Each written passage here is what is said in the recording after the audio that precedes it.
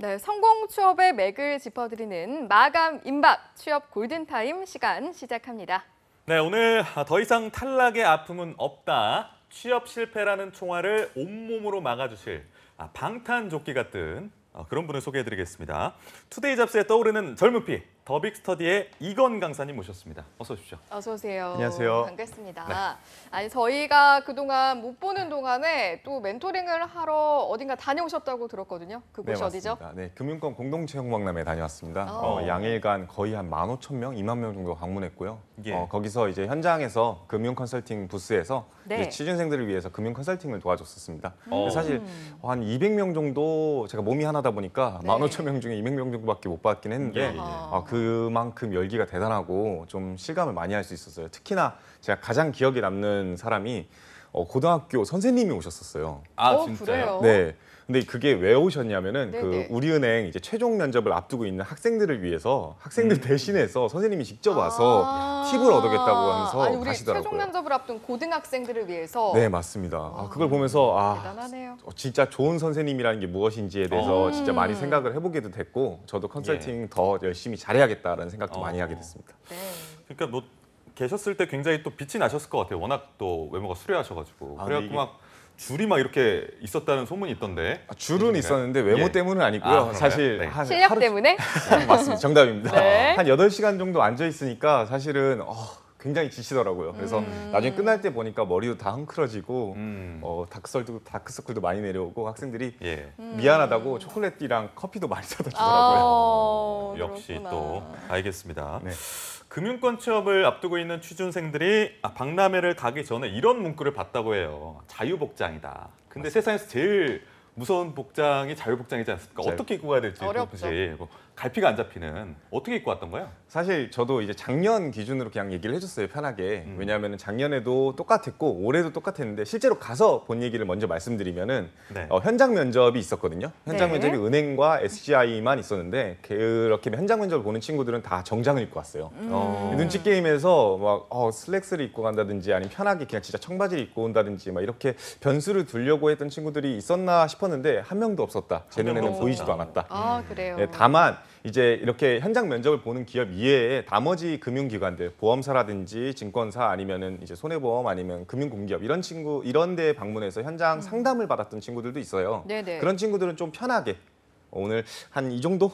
혹시 그 정도 정도요? 입었지 않았나? 핑크색 비즈니스 입었구나. 캐주얼 정도? 네, 비즈니스 캐주얼. 느낌인가요? 실제로 반바지도 입고 온 친구들도 있었어요. 오. 그래서 좀 면접을 보는 거는 아무래도 첫 인상이기도 하고 예. 서류 면제 전형도 겹쳐 있다 보니까 인사 담당자한테 좋은 모습을 보여주기 위해서 좀 차려입고 깔끔하게 입으면서 은행원으로서의 뭐 자질 같은 걸 보여주고 싶었던 게 컸는데 현장 상담 같은 경우에는 아무래도 현직자들이 대부분 오는 거라서 네. 막 그렇게 크게 부담은 갖지 않고 그냥 궁금한 것들 물어보는 시간이어서 좀 부담 없이 입고 갔던 것 같습니다. 네. 내년에도 아마 이게 기조가 이어질 것 같으니까 박람회가 열린다고 한다면은 이 부분 꼭 기억해서 준비하셨으면 좋겠습니다. 네, 말씀해주신 것처럼 상담 같은 경우에는 좀 자유로운 분위기였겠지만 현장 면접 같은 경우에는 뭐 상위 성적을 가지신 분들은 혜택도 이제 있으니까 아무래도 좀 치열한 분위기였을 것 같다라는 생각도 맞아요. 들거든요. 현장 분위기 어땠나요? 실제로 30% 인원들 우수 면접자의 30%는 사실상 서류 전형을 면제시켰어요 이번 하반기에. 네. 그렇기 때문에 치열할 수밖에 없었고요.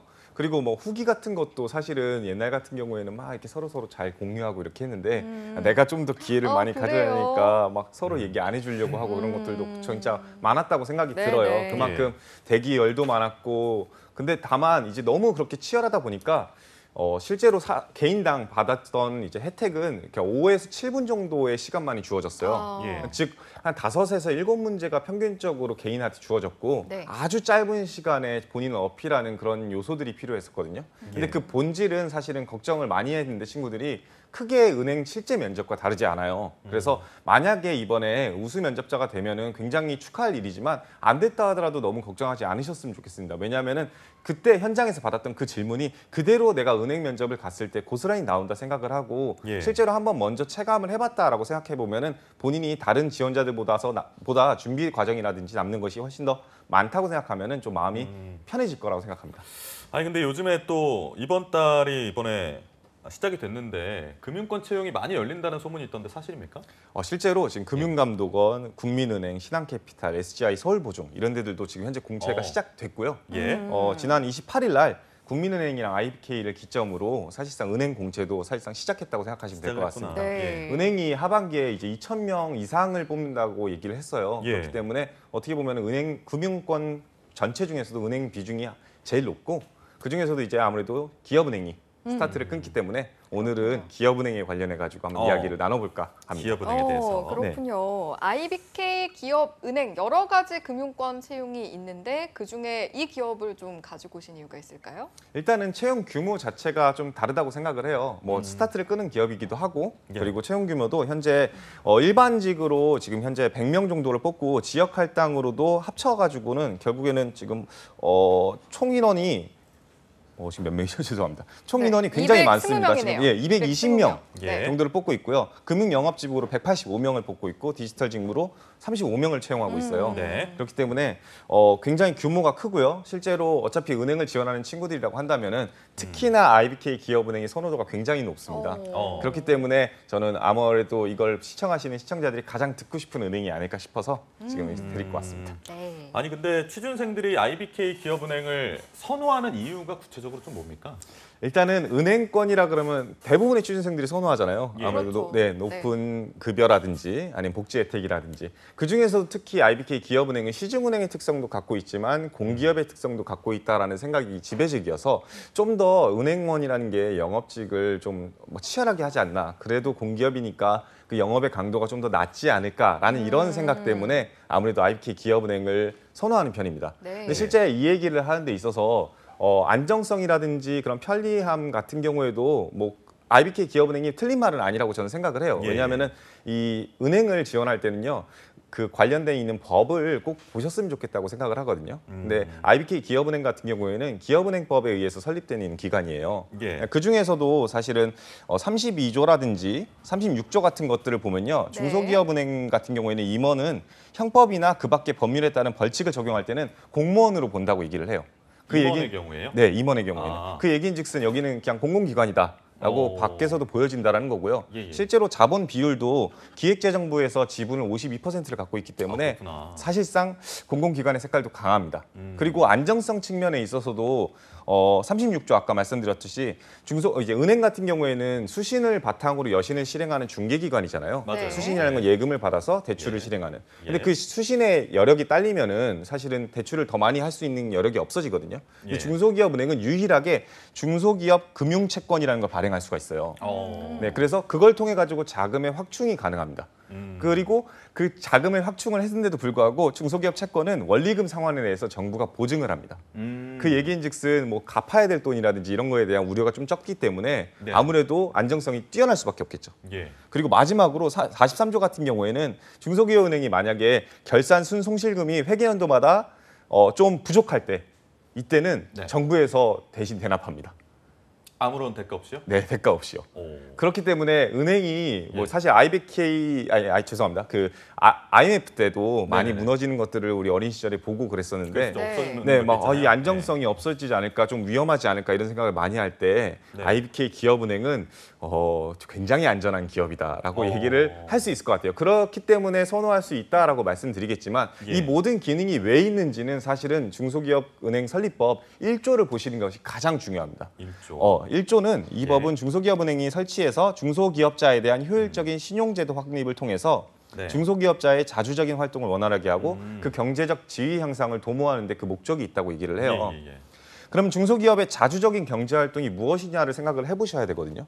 근데 실제로 많은 중소기업, 중견기업들이 지금 현재 삶을 영위하는 가장 그런 매출을 영위하는 가장 큰 방법이 대기업에 의존하는 하청업체 그렇죠. 예. 이거든요. 근데 협력업체. 그게 과연 협력업체로서 네. 근데 이게 과연 자주적인 활동인가라고 물어보면은 굉장히 위험한 활동이라고 생각을 해요. 왜냐하면은 만약 그 대기업에서 더 이상 일감을 몰아주지 않는다든지 아니면 대기업이 휘청거린다 그러면 그 밑에 있는 많은 협력 업체들이 같이 무너질 수 있는 여력이 그런 환경에 놓일 수밖에 없거든요. 그렇죠. 근데 그런 것들을 좀 미연에 방지하고자 하는 것들이 목적이 크기 때문에 중소기업 은행이 단순히 그렇게 뭐 중소기업만을 위한 은행이 아니라 전체 경제 시스템이나 선순환 구조 자체를 위해서 설립되어 있다.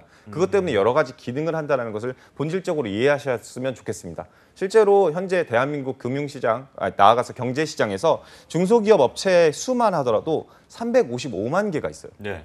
그리고 이거는 전체 기업 숫자 중에서 99%를 차지합니다. 그리고 이 99%의 경제 숫자에서 제일 중요한 건요. 중소기업에 소속되어 있는 경제활동 인구 자체가 네. 사실상 82%, 우리나라 인구의 82%를 차지해요. 어. 그 얘기즉슨 중소기업이 무너지면 우리나라 경제도 무너질 뿐만 아니라 국민들 모두의 그런 일자리와 삶 자체가 무너질 수 있다는 것이거든요. 그러니까요. 그렇기 때문에 중소기업 은행이 단순히 기업만을 위한 거다 생각하지 말고 우리나라 전체의 경제 선순환 구조를 위해서 존재하고 그리고 거기에 속해 있는 모든 대한민국 국민들을 위해 존재한다고 생각했으면 좋겠습니다. 그렇게 생각해야지만 비로소 여러분들이 자소를 쓸 때나 면접을 볼 때도 편리해져요. 왜냐하면 중소기업 은행 지원하는 친구들이 대부분이 기업 금융 관련해 가지고만 어필을 하는 경우가 대부분이에요. 왜냐하면 중소기업은행이 아무래도 거기에 강자라고 생각하기 때문에. 근데 이런 개인적인 역할이라든지 국민 전체를 위한 역할 이런 것들도 PB나 WM도 기업은행에서 충분히 필요로 한 요소이기 때문에 그 두 부분을 너무 가리지 말고 지원하셨으면 좋겠다. 그리고 꼭 다시 한번 강조하지만 법을 설립 근거를 꼭 훑어보시면서 이에 관련해 가지고 기업은행이 어떤 본질적인 역할을 수행하고 있는지를 이해하시고 그거에 관련된 상품이나 서비스들이 무엇이 있는지를 좀 살펴보라라고 얘기하고 싶습니다. 아, 예. 기업은행의 설립 근거부터 시작해서 다양한 점을 좀 짚어주셨는데 이번에 하반기 채용 공고에서 특이한 점이 있다고요? 어떤 게 있습니까? 일단은 상반기에 이어서 기업은행은 제가 제일 좋아하는 측면인데요. 네. 합격자 수 비중을 사전에 공지했다라는 거예요. 참 네. 좋네요. 그렇죠. 그래서 취준생들 입장에서는 내가 이 경쟁률이 어떻게 되지? 내가 이번에 그러니까요. 될지 안 될지 모르겠다. 막 이런 거 사실은 크게 중요하지 않거든요. 그렇죠. 별놈들 않는 놈. 그래도 그때는 중요하게 느껴지잖아요. 그렇죠. 그래도 네. 간절함. 근데 그 간절함을 기업은행에서 잘 알아주는 것 같아요. 그래서 실제로 지원자 중에 13,000명 이내의 규모를 서류 전형에서 합격시킨다고 얘기를 했어요. 근데 그거를 보시면 아시겠지만 서류 전형의 당락의 비중은 크게 좌우되지 않는다라는 거를 알 수 있어요. 네네. 그래서 이번에 앞서 말했듯이 다시 한번 강조하지만 그 현장 면접에서 내가 좀 잘 못 봐가지고 우수 면접자가 안 돼서 서류 면제 전형을 기회를 박탈당했다 하더라도 충분히 그 안엔 들어갈 수 있기 때문에 네. 너무 걱정하지 말라고 말씀드리고 싶어요. 다만 중요한 거는 필기 비중이에요. 필기 채용 예정 인원은 5.5배수를 채용한다고 했거든요. 예. 계산해 보니까 1,200명 정도 돼요. 근데 평소에 그 한 은행에 지원하는 지원자가요 평균적으로 15,000에서 2만 명 정도 지원합니다. 와. 그러니까 아까 얘기했듯이 서류 전형에서 13,000명을 뽑고 그리고 필기 전형에서 1,200명을 올린다고 얘기하는 것은 10분의 1을 올린다는 얘기죠. 그러네요. 그러니까 10명 중에 9명은 이 필기 전형에서 떨어진다는 얘기예요. 네네. 그렇기 때문에 여러분들 진짜 중요한 건요. 서류 전형도 무척 중요할 수 있겠지만 필기가 정말 당락을 많이 좌우한다. 은행권 채용의 핵심은 필기가 되고 있다는 것을 좀 미리미리 숙지하셔서 미리 준비하셨으면 좋겠다라고 말씀드릴 수 있을 것 같아요. 그러게요. 어쨌든 이제 단 한 명 이제 합격할 사람이 되기 위해서는 모든 과정에서 이제 뛰어넘어야 되는 부분이 있으니까 말씀하신 것처럼 필기를 좀 잘 대비하시는 게 좋겠다 네. 이런 생각이 듭니다. 맞습니다. 말씀해주신 합격자 수 및 비율을 사전에 공지하는 부분, 이 부분은 상반기와 하반기가 동일했던 것 같은데 혹시 상반기 채용과 하반기 채용에서 좀 차이가 있었던 부분은 없었나요? 일단 채용 프로세스라든지 모든 시험 영역이라든지 대부분의 영역들은 비슷했어요. 뭐 자기소개서 항목이 조금 바뀔 수는 있지만 네. 뭐 그런 것들은 크게 당락을 좌우하는 영역이 아니라고 말씀을 드렸다시피 그런 것도 상관이 없었는데 사실 취준생 입장에서 가장 걱정을 많이 하는 게 사실 인턴이에요. 이게 상반기 때 인턴을 굉장히 많이 뽑았어요. 네. 그리고 인턴 전형의 가장 무서운 점이 뭐냐면은 그 인턴 전형에서 인턴을 열심히 했던 친구들 같은 경우에는 우수 인턴이라고 선발을 해줬어요. 네. 근데 그 규모가 150명 정도 되거든요. 와, 우수 인턴이. 어마어마하게 많네요. 어마어마하게 많죠. 네. 근데 그 우수 인턴들이 만약에 기업은행을 지원해서 서류를 통과했다. 그리고 아. 필기를 보러 갔다라고 한다면 만점의 10%를 즉 지금 현재 만점이 네. 100점이라고 치면은 10점을 가점으로 주게끔 되어 있습니다. 아우 이거 이게 위협적인데요? 몇 문제어치인가요? 오. 10점이면. 10점이면 어마어마하죠. 한 거의 네다섯 10문제, 문제? 10문제요? 예, 그렇죠. 아이고. 총 100문제가 나오기 때문에 엄청 유리하구나. 네, 엄청 유리할 네. 수밖에 없어서 사실 인턴을 못했던 친구들이라든지 아니면 그러게요. 인턴을 했는데도 불구하고 우수 인턴이 안 됐던 친구들은 굉장히 지금 현재 상대 박탈감을 많이 느끼고 있는 그럴 수 있겠어요. 네, 지금 측면이 있어요. 다만 앞서 말했듯이 이제 그 필기 전형에서 그래도 1000명 이상을 뽑기 때문에 나머지 150명을 제껴놓다 하더라도 일단은 네. 1000명 안에만 들어가면 된다라는 생각으로 네네. 애초에 10대 1이었다 생각으로 필기 전형을 열심히 준비하셨으면 좋겠다라고 생각합니다. 예, 어차피 뭐 계속 강조하지만 될 놈 되리니까요. 될 놈이 되기 위해서 노력을 좀 해야 될 것 같고 어쨌든 뭐 채용 분야도 있고 활용 분야 이렇게 좀 나뉘어져 있더라고요. 직무별로 하는 일이 좀 다릅니까? 당연히 이제 다르다고 결론부터 얘기를 할 수 있을 것 같아요. 네. 뭐 이제 금융 영업이라고 해가지고 퉁쳐서 지금 뽑고 있는데 네. 사실은 이 기조 자체가 통합형 인재나 채용을 얘기하는 곳은 아직까지는 국민은행밖에 없어요. 과거에는 그냥 한 은행 영업 이렇게 은행원 이렇게만 뽑았는데 우리은행을 기점으로 굉장히 직무의 세분화를 실시하고 있고요. 네. 기업은행도 사실 금융 영업이라고 채용을 하지만 그 안에서 직무별로 세분화시켜가지고 설명을 하고 있어요. 특히나 앞서 말했듯이 기업은행은 IT 기업은행 같은 경우에는 공기업의 성격이 가장 강하기 때문에 그 NCS 직무 설명서라는 게 꼭 나와 있게 돼 있거든요. 네네. 근데 그 안에 읽어보시면은 크게 두 파트로 나눠져 있다고 생각하시면 될 것 같아요. 금융 영업 같은 경우에는 기업 금융이랑 개인 금융으로 나눠져 있다. 라고 생각하시면 될 것 같고요. 개인 금융 안에서도 개인 여신과 PB가 따로, WM이 따로 나눠져 있다 생각하시면 될 것 같아요. 예. 그래서 크게 세 파트, 개인 영업과 기업 영업 그리고 WM 이 세 개 중에 한 군데로 집중해서 선별적으로 본인의 역량을 어필하고 면접 가서도 어필하셨으면 좋겠다라고 생각하고요. 그 영역에서 내가 어디가 강점이 있는지 같은 경우에는 앞서 말한 직무 설명서를 꼭 읽어보시면서 어떤 태도와 역량 그리고 지식이 필요한지를 확인해 보시면은 본인의 경험이라든지 강점이 좀 더 잘 녹아드는 부분이 있을 거예요. 네. 그것과의 연결고리를 가지셨으면 좋겠다라고 결론 내릴 수 있을 것 같습니다. 알겠습니다. 그런데 디지털 분야 모집단 같은 경우에는 굉장히 뭐 IT, 데이터 다양한 분야를 담고 있어서 혹시 이 부분도 이렇게 한 번에 뽑긴 하지만 그 안에서 좀 세세하게 들어가서 해당 분야를 짚어보는 게 뭐 앞서 하신 말씀에 따르면 그게 맞는 것 같아요. 네, 결론부터 얘기하면 맞습니다. 근데 이게 맞기도 하고 다르기도 한데요. 그래요? 왜 그러냐면은 일단은 결론부터 얘기하면 맞다는 얘기부터 먼저 네, 할게요. 네. 네, 왜냐하면은 이제 앞서 말했듯이 그 직무 설명 자료를 보면요, 디지털도 분명히 직무 설명 자료가 나와 있어요. NCS형 직무 설명 자료. 그 네. 안에는 크게 정보기술 개발, 정보기술 운영, 정보기술 관리, 인공지능, 블록체인 이렇게 5단계로 좀 나눠져 있거든요. 예. 그 중에서 하나를 선별적으로 골라서 내가 좀 강점을 갖고 있고 내가 나아갈 방향에 대해서 좀 더 어필하는 것이 굉장히 좋습니다. 왜냐하면 이것도 하고 저것도 하는 인재보다는 한 곳에 전문성을 갖고 있는 인재가 훨씬 더 매력적으로 예. 보일 수밖에 없기 네. 때문이에요. 그리고 실제로 블록체인을 공부하는 친구들은 블록체인만은 팠겠지 막 코딩도 공부하고 운영 관리나 보안까지 공부하고 이렇게 하기에는 좀 애매하거든요. 그래서 한 분야로 좀 집중했으면 좋겠다. 다만 근데 문제는 뭐냐면요. 이제 기업은행 같은 경우에도 실제로 디지털 인재로 뽑아놓고 나서도 디지털 영역으로 본사로 바로 보내지 않아요. 지점으로 일단은 배치를 합니다. 그래서 지점에서 최소 1년은 영업을 해야 됩니다. 그렇기 때문에 본인이 어필해야 되는 영역은 디지털 영역이 맞음에도 불구하고 그 1년 동안, 2년 동안 왜 나를 지점에 보낼지, 거기서는 어떤 역량을 발휘할지, 그리고 나는 왜 금융 IT를 하고 싶은지에 대해서 이 3박자를 잘 녹여내는 것이 굉장히 중요하다라고 말씀드릴 수 있을 것 같아요. 네. 알겠습니다. 자, 이렇게 서류 전형을 좀 통과하면 말씀하셨던 그 필기 시험을 봐야 될 텐데 10명 중에 9명이 떨어질 만큼 변별력이 상당히 있다. 문제가 어떻게 출제되길래 이렇게 좀 어렵게 느끼는 걸까요? 일단은 네. 이제 직무 수행 능력 그리고 이제 NCS 우리가 예. 저희 마쌤이랑 같이 항상 풀고 네, 계시는 네, 네. NCS 네. 영역 이 두 가지로 출제가 된다고 생각하시면 될 것 같고요. NCS 영역은 60문제, 직무 수행 능력은 40문제 정도가 출제된다고 생각하시면 될 것 같아요. 예. 네. 이제 NCS 직무 수행 영역 자체는요, 경제, 경영, 일반 상식 파트가 나오고 있고요. 네. 실제로 그 범위가 굉장히 좀 넓어요. 그래서 이번 상반기를 기준으로 봤을 때는 뭐 회색 코뿔소가 뭔지 아냐?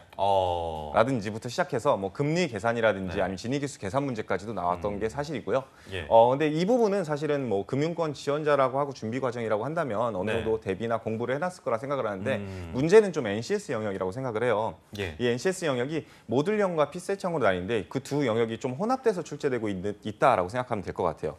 모듈형 같은 경우에는 우리가 흔히 알고 있는 그 윤리적인 문제, 조직에 대한 이해가 좀 필요한 문제들이 대부분이고요. 예. 예를 들면은 뭐 엑셀 함수 계산 문제라든지 이런 것들이 실제로 출제됐었고요.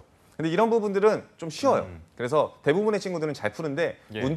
진짜 문제는 필세청 영역이에요. 우리가 의사소통 영역이나 문제 해결 능력, 수리 영역 이거를 풀 때는 좀 상대적으로 어렵게 나오는 경향이 있어요. 실제 마쌤이랑 많이 풀어봤던 것 중에 제일 어려웠던 문제들이죠. 예. 네. 아닌가요? 뭐 권쌤도 마찬가지시잖아요. 저는 좀 쉽게 냈던 축에 속한다고 생각하는데 아, 그런가요? 뭐 네.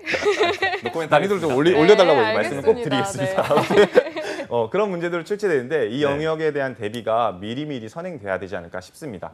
마지막으로 이제 IT 영역도 분명히 디지털 영역 시험이 있을 텐데 이 NCS 영역은 똑같지만 그 직무 수행 능력은 좀 달라요. 그래서 실제 은행권과 관련된 혹은 IT와 관련된 금융 이슈나 경제 이슈, 사회 이슈부터 시작해서 그런 IT 이슈까지도 포괄적으로 나오는 질문들이 대부분이었고 네. 기술적인 측면은 정보 처리 기사 1차만 통과하셨다고 한다면은 조금은 수월하게 통과하시지 않을까 싶습니다. 그렇기 때문에 아무래도 좀 더 NCS 영역의 비중을 높게 두고 공부를 하셨으면 좋겠다라고 생각합니다. 아니 근데 저희가 어제 한국은행 문제를 한번 봤거든요. 네. 근데 너무 어려웠고 뱅쌤이 어떤 얘기를 하시냐면 그 스카이 대학의 경제학 석사가 되기 위해서 들어가는 입시 시험 있잖아요. 그것보다 더 어렵다는 식으로 이렇게 난이도를 평가해 주셨는데 이 기업은행 같은 경우는 어느 정도로 저희가 좀 예측을 하면 될까요? 한국은행만큼은 절대 아니라고 일단 단호하게 얘기할 수 있을 것 같아요. 단호하게. 네. 얘기할 수 있어요. 제 친구들 중에서도 이제 5급 행시 재경직으로 통과해가지고 네, 2차 네, 네. 문제를 다 봤던 친구들이 있는데 부럽다. 예. 네. 근데 그 친구들이 예. 얘기하는 게 한국은행 문제가 생각보다 난이도가 높다라는 얘기를 했어요. 공부량이 훨씬 더 절대적인데도 불구하고. 그러면서 제가 그 친구들한테 IBK 문제는 어떤지 한번 보여줬는데 예. 이게 문제냐라고 할 정도로 쉽게 나온다라고 얘기를 했었어요. 예. 그래서 뭐 이게 이렇게 얘기하면 IBK 이렇게 시험 열심히 공부했던 친구들이 뭐 상대적 박탈감을 느끼지 모르겠지만 네. 비교적으로 비교적으로 비교해서. 결론부터 얘기하면은 그렇게 난이도가 높지 않기 때문에 너무 예. 걱정하지 말라고 얘기하고 싶어요. 실제로 상반기 기준에서 서울권 뭐 지방권 합쳐서 평균적으로 NCS 통과 점수가 예. 100점 만점에 한 60점대였어요. 60점 초반. 네. 네, 60점 초반을 넘어가면은 필기정에서 통과했거든요. 네. 어려운 거 아닌가요 그러면? 근데 어렵기도 하지만 사실은 잘 생각해 보면은 100문제 중에 60문제를 맞는 거기 때문에 그리고 또 사지선다기 때문에 그렇구나. 50문제만 풀고 나머지를 잘 찍기만 하더라도 70점은 넘어갈 수 있는 영역이지 않을까 싶은 뭐 좀 조심스럽게 얘기할 수 있는 영역이 조심스럽게. 네, 조심스럽게. 그렇게 예측을 그리고 하신다. 공부하면은 충분히 대비가 가능합니다. 전 네. 이거는 확실하다고 생각합니다. 알겠습니다. 자, 필기 시험이 워낙 중요하다 보니까 이 이야기를 먼저 했는데 사실 모든 채용 절차의 첫 시작은 서류 전형 아니겠습니까? 맞습니다. 자기소개서를 잘 쓰는 것도 굉장히 중요할 텐데 어떻게 좀 접근하는 게 좋을까요? 일단은 자기소개서 다른 거 다 필요 없이 자기소개서는 사실 앞서 말했듯이 뭐 이제 별로 비중이 중요하진 않습니다. 네. 네, 그래서 너무 그렇게 부담감을 많이 갖지는 않으셨으면 좋겠어요. 다만 자기소개서가 중요한 이유는 딱 한 가지예요. 여러분들이 면접에서 무슨 얘기를 할지에 대한 첫 단추라고 생각하셨으면 그렇죠. 좋겠어요. 네. 대부분의 친구들이 자소서를 써놓고서는 면접을 따로 대비해요. 어, 근데 왜 그러는지 모르겠어요. 자기소개서 아. 있는 얘기가 결국에는 면접에서 나올 내용이고 준비할 내용인데도 맞아요, 불구하고 맞아요. 말이죠. 그래서 여러분들이 본질적으로 은행 채용을 준비한다라고 생각하면은 가장 첫 번째로 생각해야 되는 거는요. 내가 왜 은행원이 되고 싶은지부터 생각했으면 좋겠습니다. 그 중에서도 특정 직무, 즉 기업금융이라든지 WM 혹은 디지털 영역을 왜 하고 싶은지, 금융 IT를 왜 하고 싶은지에 대한 생각을 구체화했으면 좋겠습니다. 그게 구체화되면요, 자연스럽게 내가 IBK를 선택할 수밖에 없는 이유라든지 이거를 위해서 어떤 노력을 했는지도 자연스럽게 파생될 수밖에 없거든요. 그래서 너무 자소서 그 문장 하나, 단어 하나에 집중하지 말고요. 내가 왜 지원하는지 그 본질적인 이유에 좀 더 집중하셔서 준비를 하셨으면 좋겠다라고 말씀드릴 수 있을 것 같아요. 아 근데 제가 자기소개서 항목을 좀 한번 봤거든요. 네. 봤는데 좀 특이한 항목들이 있더라고요. 그러니까 뭐냐면 혁신의 사례를 들고 왜 그게 혁신이라고 생각하냐.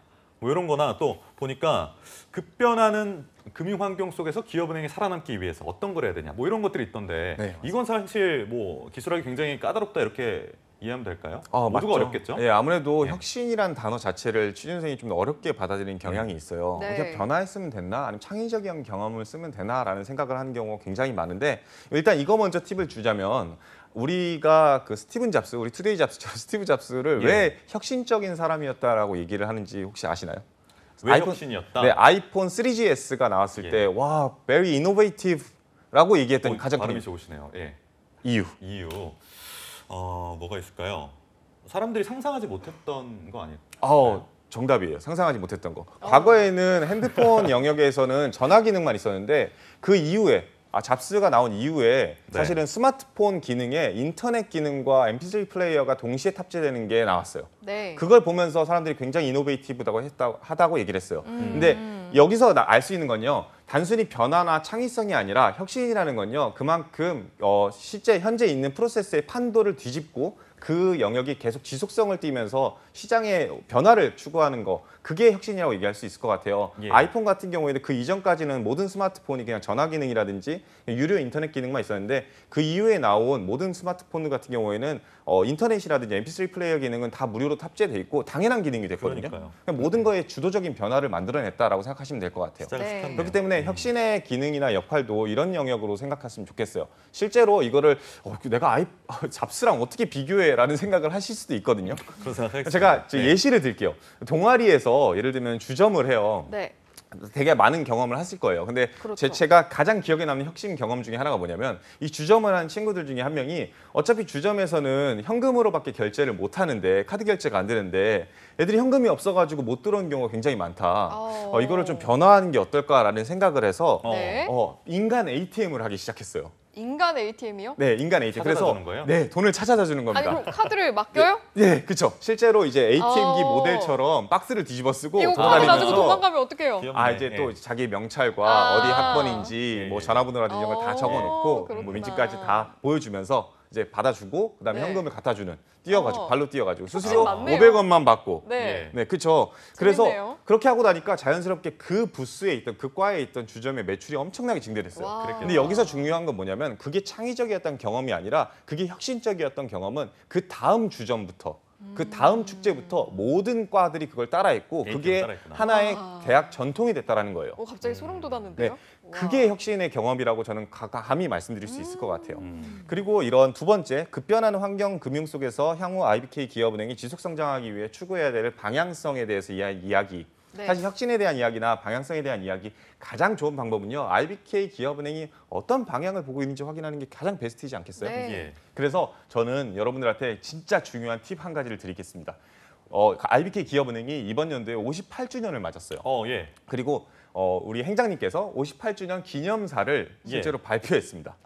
네, 58주년 기념사를 보면요, IBK 기업은행이 내일을 위해 중장기 목표가 무엇인지 그리고 혁신을 위해 벗어나야 되는 함정이 무엇인지에 대해서 진짜 과감 없이 강조를 하고 있어요. 와. 뭐 혁신 같은 경우에도 IBK 혁신은행이 돼야 된다. 네. 뭐 경험의 함정에서 빠져나와야 된다. 복잡성의 함정에서 빠져나와야 된다. 혹은 평균의 함정에서 빠져나와야 된다. 네. 그리고 이것을 빠져나왔을 때 우리는 혁신이라 부를 수 있다라고 얘기를 했어요. 그렇기 때문에 IBK에서 바라보는 혁신의 방향성이나 아니면 현재 지금 금융시장에 대한 방향성이 어떤 건지를 알 수 있기 때문에 네. 거기에 눈높이를 맞추고 나는 그 IBK가 생각하는 방향성과 일치성을 갖고 있는 지원자들을 보여주는 게 가장 핵심적인 전략이 아닐까 싶습니다. 꼭 한번 살펴보셨으면 네. 좋겠습니다. 아니, 어디서 살펴볼 수 있냐면은 네. IBK 기업은행 들어가가지고 그냥 홈페이지 막 여기저기 뒤져보지 말고 IBK 사보라고 있어요. 은행 사보. 행 내에서만 볼 수 있는. 근데 외부 기관에서도 접속할 수 있거든요. 그래요? 그래서 그 은행원들만 보는 그 페이지라 생각하지 말고 들어가시면 아주 자세히 나와 있는 만큼 꼭 챙겨보셨으면 좋겠습니다. 아니 너무 중요한 말씀 해주신 것 같은 게 같은 혁신이라고 하더라도 이 기업에서 추구하는 방향이 또 있을 거 아니에요. 네, 그렇죠. 아무리 이제 그 글을 잘 써도 또 방향이 맞지 않으면 회사랑 맞지 않을 수 있으니까 너무 포인트를 잘 짚어주신 것 같습니다.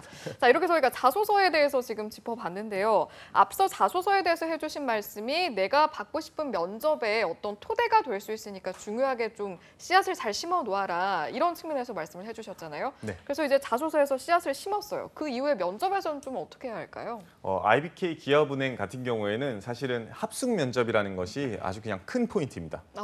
다른 은행이나 기관 내에서 함부로 하지 않고 있는 1박 하지 2일 않죠. 동안 예. 네. 실제로 지원자가 함께 합숙을 하면서 네. 여러 가지 면접 전형, 평균적으로 한 5개 정도의 면접 전형을 보고요. 예. 네. 그 안에서 진짜 이 지원자가 어떻게 조직 구성원으로서의 역할과 일을 수행할 수 있을지라든지 혹은 어떤 자세와 자질, 태도를 무의식 정도에 보이는지를 총체적으로 평가한다 생각하시면 될 것 같아요. 예. 그럼에도 불구하고 면접 전형은 따로 나와 있는데 실제로 상반기 기준으로는 팀 PT, 알고리즘 PT, 협상 면접, 마인드맵 피치 그리고 우리가 흔히 알고 있는 인성 면접, 왜 은행원이 되고 싶다 이런 면접 전형들이 있었고요. 그 사이사이마다 이동 간에 여러분들 아니면 태도적인 측면 간에 어떤 자세로 조원들과 함께 임하고 있는지를 가장 많이 평가한다라고 생각했으면 좋겠습니다. 네. 이게 그러면 합숙이면은 진짜 연수원 같은 데서 하룻밤 자면서 하는 건가요? 아니면? 네, 맞습니다. 하룻밤 그래요? 자면서 단체로 예. 하고 한 조당 한 10명에서 15명 정도로 꾸려지고 그 네. 조원들과 그냥 진짜 말 그대로 동고동락하면서 1박 2일 동안 어. 단체로 막 줄넘기 할 때도 있고요. 예. 블록스 할 때도 있고요. 어. 조 구호라든지 조 가를 만들 때도 있고요. 그러면서 점점 즐기기 시작하거든요. 진짜 모습을 보겠다는 진짜 거군요. 모습을 보겠다는 거예요. 어. 근데 그 즐기기 시작하는 순간부터 여러분들의 아주 그 무의식에 잠재되어 있는 그런 영역이 드러나요. 그러니까. 즐기네 즐기면 안 되겠네요. 그렇죠. 그래서 항상 아. 내가 어떤 모습으로 보일지 그리고 내가 정말 은행원의 자질과 자세를 보여주고 있는지를 많이 좀 염두에 뒀으면 좋겠어요. 그리고 여기서 또 우려되는 게 뭐냐면은 필기 영역이 아무래도 좀 중요시 되다 보니까 친구들이 너무 책상 앞에 이렇게 딱 앉아 있는 경우가 입에 굉장히 거미줄 많거든요. 네, 거미줄 쳐져 있다가. 쳐가지고. 그래서 사람을 어떻게 대할지 모르는 사람이 될 때가 가끔 있어요. 네. 말을 좀 많이 못 꺼낸다든지. 뭐 안 좀, 그러신 분들도 많겠습니다. 신화적으로 못하는지. 물론 면접감은요 굉장히 간절하기 때문에 다들 네. 막 이 세상에서 가장 착한 사람들이 돼요. 맞아요. 그럴 것 같긴 해요. 아니 갑자기 너무 공감하는 거 아니에요? 혹시? 그게 아니라 아유. 거기서 되게 이렇게 자신을 네, 포장을 맞아요. 해야 자기를 되니까. 포장해야 그렇죠. 되니까. 싫어요. 막 근데 이럴 수 없잖아요. 네, 맞아요. 실제로 근데 여러분들도 다 성장하면서 느꼈겠지만 진짜 웃어주는 친구와 가식적으로 웃어주는 친구는 다 보여요. 그렇잖아요. 다 그렇죠. 보이시잖아요. 보이죠. 그렇죠. 네, 그렇기 보이죠. 때문에 책상 앞에 앉아있던 친구들을 한 번도 만난 적이 없고 사회성이 떨어지는 친구들이 그 잠깐 가식적으로 웃는다고 해가지고 정말 이 친구가 대단하고 좀 긍정적인 친구로 보이는 게 쉽지 않거든요. 그래서 책상 앞에 앉아있고 필기 영역을 준비하는 것도 좋지만 친구들 그 사회성을 떨어뜨리면서 막 혼자 있는 시간을 많이 늘리지 말라고 하고 싶어요. 좀 밖으로 나오셔가지고 많은 이야기도 나누시고 그런 본질적인 은행원의 자세와 자질, 조직원으로 구성원으로서의 역할과 그런 태도를 좀 배양했으면 좋겠다라고 얘기하고 싶어요. 그러니까 면접이라는 것은 숙지하고 너무 날 풀지 말되 또 그렇다고 해서 너무 의식하면 티나기 마련이니까 적당선을 지켜라 이런 말씀이시네요. 예, 정답입니다. 쉽지 않은 얘기지만 또 한편으로 얘기하면은 즐길 건 즐기되 네. 선을 지키라는 얘기이기 때문에 충분히 면접 자리인 만큼 여러분들이 또 숙지할 수 있다고 생각합니다. 네, 알겠습니다. 요것만 좀 마지막 좀 짚어보죠. 알고리즘 PT하고 마인드맵 스피치. 요거 좀 처음 들어보는 단어라서 네. 좀 짧게 좀 얘기를 해주시죠. 일단은 알고리즘이 뭔지는 아시죠? 예, 알죠, 네, 저 알고리즘은. yes, no 네. 해가지고 또 내려가고 yes, no 내려가고 실제로 PT 자체를 이렇게 준비하는 거다라고 생각했으면 좋겠어요. 실제 뭐 은행 상품이라든지 전략 같은 거를 일단 PT로 주제로 삼고요. 네. 상반기 기출 주제를 보면은 연금보험 신규 고객 확보 방안이라든지 아니면은 스마트 뱅킹 신규 고객 확보 방안 이런 것들을 이런 알고리즘 영역으로 해가지고 yes, no 해가지고 발표하는 형식을 띠고 있었다. 예. 근데 여기서 좀 주의하실 점은 상반기 행원 기준으로는 개인 PT였는데도 불구하고 그런 인턴 지금 면접 같은 경우에는 집단 PT였어요. 그렇기 네. 때문에 이게 영역이 개인이 될지 집단이 될지는 알 수 없다. 다만 본질적인 부분은 어쨌든 결국에는 PT를 하는 거기 때문에 너무 걱정하지 말고 PT 준비를 열심히 하고 시사상식이라든지 아니면 그거에 대한 나의 견해를 미리미리 좀 준비해놓고 숙지해놓으라고 얘기하고 싶어요. 마지막으로 마인드맵 스피치 같은 경우에도 우리가 마인드맵 그려가면서 얘기를 네. 하는 거예요. 그래서 예, 예. 알고리즘 PT랑 그렇게 크게 다르지 않다고 생각하셨으면 좋겠어요. 그래서 마인드맵 그리면서 내가 어떤 생각을 갖고 있는지 여기서 어떤 게 파생될 수 있는지 그래서 결론은 뭔지에 대한 이야기고요. 실제 기출 주제를 보면 52시간 근로제 도입으로 인한 긍정적인 기대 효과가 무엇일까? 혹은 중소기업을 위한 새로운 신용평가 기법은 무엇일까? 이런 얘기들이거든요. 예. 그래서 모든 그런 기업은행의 PT 전형 내용들이 대부분이 은행과 관련되어 있고 혹은 사회나 시사 이슈와 관련되어 있는 만큼 미리미리 숙지하고 공부하시면 어느 정도 대비가 가능한 PT다라고 말씀드릴 수 있을 것 같아요. 알겠습니다. 오늘 이렇게 IBK 기업 은행에 대한 이야기 쭉 저희가 함께 봤는데요. 이제 정말 마지막으로 좀 우리 취업 준비를 하는 취준생들, 특히 은행권 취업 준비를 하는 분들께 좀 신의 한 수가 될 수 있는 당부의 한마디 해주신다면요. 네. 첫 번째 이제 은행을 가고 싶은 친구들이다라고 하면 필기 준비 철저히 해라라고 말씀드릴 수 있을 것 같아요. 앞서 말했듯이 서류 전형의 당락 비중이 많이 줄어들었어요. 그렇기 때문에 필기에서 아무래도 10대 1 당락을 좌우하는 경우가 많기 때문에 필기에 철저해라. 다만 두 번째, 은행만을 지원하지 말라고 얘기하고 싶어요. 은행을 지원하시는 분들 같은 경우에는 기업금융이나 PB, WM, 디지털 이런 영역으로 지원하실 텐데 PB라고 한다면은 단순히 은행만 지원하는 게 아니라 증권사나 보험사까지도 연계해서 네, 좀 그러니까요. 범위를 확장시켜가지고 본인의 리스크 관리를 했으면 좋겠습니다. 기업은행이 꼭 되셨으면 좋겠지만 여러분들 취업은 리스크 관리입니다. 여러 군데를 지원해가지고 직무적인 통일성은 갖되 산업군은 다양하게 해가지고 꼭 이번 하반기에 취업하는 모습 보여주셨으면 좋겠습니다. 네, 알겠습니다. 오늘 도움 말씀 주신 더빅스터디의 이건 강사님과는 여기서 인사하겠습니다. 고맙습니다. 고맙습니다. 감사합니다.